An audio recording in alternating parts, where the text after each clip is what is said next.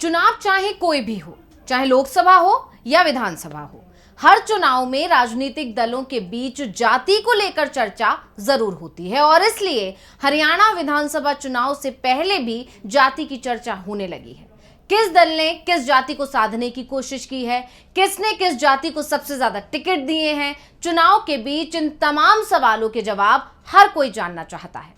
तो आज की स्पेशल रिपोर्ट में हम हरियाणा विधानसभा के जातीय समीकरण को ही समझने की कोशिश करेंगे। ये जानने की कोशिश करेंगे कि इस राज्य में कौन सी जाति के हाथ में सत्ता की चाबी है, कौन सा समुदाय हार जीत तय करता है। तो नमस्कार, मैं हूं अंशिता। हरियाणा में विधानसभा चुनाव चल रहे हैं। 5 अक्टूबर को मतदान होगा और सभी उम्मीदवारों की किस्मत ईवीएम में कैद हो जाएगी। इसके बाद 8 अक्टूबर को आएंगे नतीजे और उसके बाद साफ हो जाएगा कि किस पार्टी का समीकरणों का जो गणित था वो सटीक बैठा और किसका फेल हो गया, यानी किसकी जीत हुई और किसकी हार। तो 90 विधानसभा सीटों वाले राज्य हरियाणा को जीतने के लिए सभी दल अपनी ताकत झोंक रहे हैं। इस राज्य में बीजेपी और कांग्रेस ही आमने सामने है। बीजेपी पिछले 10 सालों से राज्य की सत्ता में है और कांग्रेस मुख्य विपक्षी पार्टी है। तो बीजेपी की कोशिश है जीत की हैट्रिक लगाने की और कांग्रेस की कोशिश बीजेपी को सत्ता से उखाड़कर खुद सत्ता में आने की है। तो किसकी कोशिश कामयाब होगी, ये इसी से पता चलेगा कि किसने कितने अच्छे से राज्य के समीकरण को समझा है और इस पर ही आगे चर्चा करेंगे। पहले राज्य के जातीय समीकरण को भी समझ लेते हैं। तो हरियाणा में क्या है जातियों की स्थिति, बता दें कि जाट 22% है, अनुसूचित जाति यानी कि दलित यहां पर 21% आबादी है दलितों की। वहीं पंजाबियों की बात करें तो इनकी आबादी मात्र 8% है। वहीं ब्राह्मणों की आबादी 7.5% है, यानी पंजाबियों से भी कुछ कम। अहीर की बात करें तो 5.14% होते हैं। वैश्य 5% है। जाट सिख की बात करें, जाट के अलावा जाट सिख भी एक समुदाय है, वहां पर जाति है जो कि 4% है।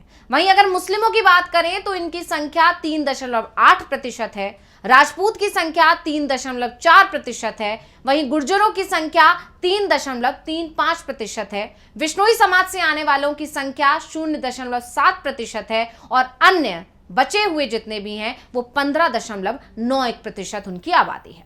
अब इस लिस्ट से एक बात तो साफ हो जाती है कि राज्य में सबसे ज्यादा संख्या जाट समुदाय की है। राज्य की 22% आबादी जाट है और राज्य के कई बड़े जिलों पर जाटों की पकड़ अच्छी खासी मानी जाती है। अब चाहे वो रोहतक हो, सोनीपत हो, पानीपत हो, कैथल, जींद, सिरसा, झज्जर, फतेहाबाद, हिसार और भिवानी में जाटों की अच्छी खासी संख्या बताई जाती है। राज्य में सबसे ज्यादा संख्या जाटों की होने के कारण ही इसे जाटलैंड भी कहा जाता है। अब हरियाणा विधानसभा की कुल 90 विधानसभा सीटों में से 32 सीटें तो ऐसी हैं जिन पर सीधे तौर पर उम्मीदवारों की जीत हार का फैसला जाट समुदाय के लोग ही करते हैं। इसके अलावा 17 और सीटें ऐसी हैं जिन पर भी इस जाति को नजरअंदाज नहीं किया जा सकता। अगर इस जाति को नजरअंदाज करेंगे तो पेच फंस जाएगा। तो इस तरह से इस जाति का लगभग 50 सीटों पर प्रभाव है, यानी 90 में से 50 सीटें ऐसी हैं जिन पर जो है जाट समुदाय का अच्छा खासा प्रभाव है। इसके अलावा बैकवर्ड क्लास की अगर बात करें, यानी कि पिछड़े वर्ग की अगर बात करें तो आबादी इनकी है लगभग 40%। और वहीं तीसरे नंबर पर आते हैं दलित, जिनकी आबादी है 21%। तो ये तीनों बड़े जातीय समूह हरियाणा में किसकी सरकार बनेगी इसका फैसला करते हैं। अब ये तो हमने समझ लिया कि किस समुदाय की कितनी आबादी है। अब ये जानते हैं कि इन्हें साधने के लिए बीजेपी और कांग्रेस ने क्या तैयारियां की हैं। तो हरियाणा विधानसभा चुनाव जीतने के लिए कांग्रेस हो या फिर बीजेपी, दोनों ने जमकर सोशल इंजीनियरिंग की है। कैंडिडेट देने में इन्होंने जातिगत समीकरण साधे हैं।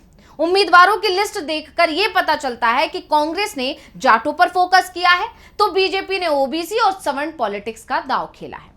अब पहले, क्योंकि सत्ताधारी दल बीजेपी है इसलिए पहले बात सत्ताधारी बीजेपी की कर लेते हैं। तो सत्ताधारी दल ने वैसे तो सभी जातियों को साधने की कोशिश की है, लेकिन ओबीसी को सबसे ज्यादा तवज्जो दी है। 90 सीटों पर कैंडिडेट की जो लिस्ट आई है उसमें फाइनल करते हुए बीजेपी ने 22 सीटों पर तो सिर्फ ओबीसी उम्मीदवार मैदान में उतारे हैं। इनमें गुर्जर हैं, यादव हैं, कश्यप, कुम्हार, कंबोज, राजपूत और सैनी का प्रतिनिधित्व दिखाई दिया है। वहीं हरियाणा में ओबीसी की जो आबादी है, जैसा कि मैंने आपको बताया, 40% से ज्यादा है। बीजेपी हर चुनाव में यही दांव खेलती आई है और इसका उसे फायदा भी मिलता आया है, इसीलिए उसने इस बार उसी रणनीति के तहत आगे चलने के बारे में विचार किया है। इसके अलावा बीजेपी ने जाटों को साधने के लिए 16 सीटों पर जाट उम्मीदवार उतारे हैं। यानी बीजेपी का जो फोकस है वो गैर जाट समुदाय पर सबसे ज्यादा नजर आ रहा है। पार्टी ने 17 सीटें अनुसूचित जाति वर्ग के उम्मीदवारों को दी हैं। इनमें से 8 जाटा समाज से आते हैं और 4 वाल्मीकि समाज से आने वाले कैंडिडेट्स हैं।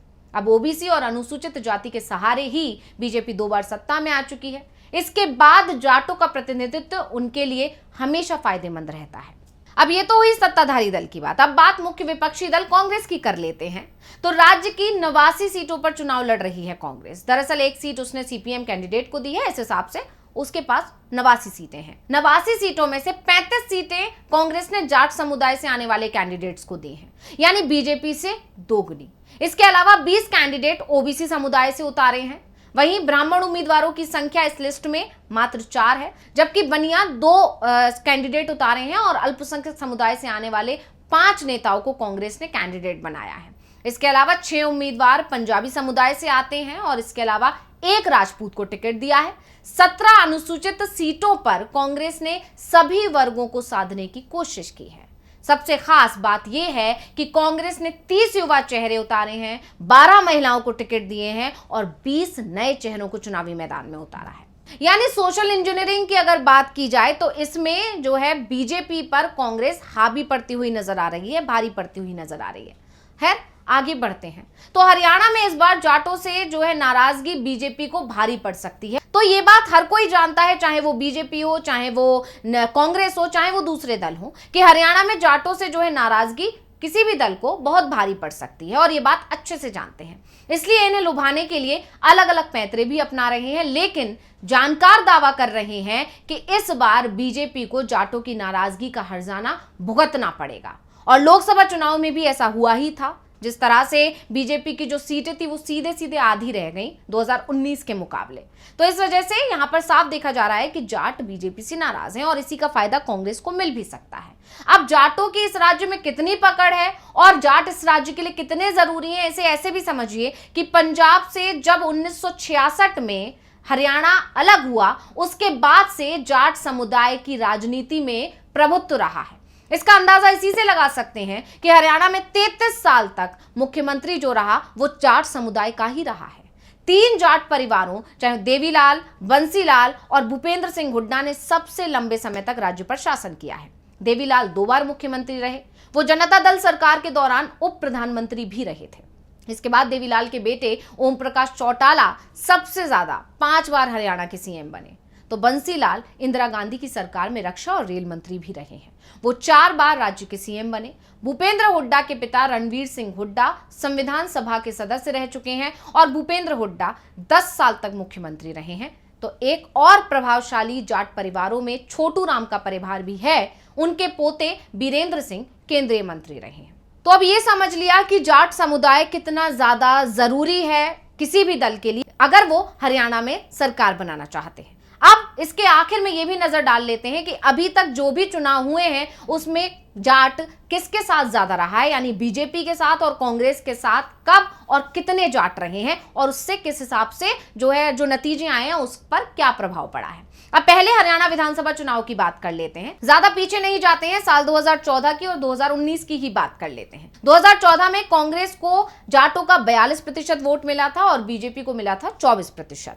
इसके बाद 2019 में जब विधानसभा चुनाव हुए तो कांग्रेस को 38.7% वोट जाटों का मिला था और बीजेपी को मिला था 33.7%। इसके बाद क्योंकि इसी साल में हरियाणा में लोकसभा चुनाव भी हुए हैं तो 2014 में जब लोकसभा चुनाव हुए थे तब 40.7% जाटों का वोट कांग्रेस के खाते में गया था और बीजेपी को मिला था 32.9%। इसके बाद 2019 में जब लोकसभा चुनाव हुए तो कांग्रेस के खाते में गया था 39.8% और बीजेपी को सिर्फ इसी बार हुआ था जब जाटों का वोट ज्यादा मिला था और वो था 42.7%। 4%। यानी हमेशा से देखा जाता रहा है कि हरियाणा में जाट जो है कांग्रेस की तरफ ही झुकाव दिखाते हुए नजर आए हैं और इस बार भी ऐसी ही उम्मीद जताई जा रही है। यानी साफ साफ कहा जाए तो इस बार भी बीजेपी के लिए पेच फंस सकता है, क्योंकि इस बार तो सबसे ज्यादा मुश्किल इसलिए बीजेपी के लिए क्योंकि जो जाट समुदाय है वो बीजेपी से नाराज बताया जा रहा है।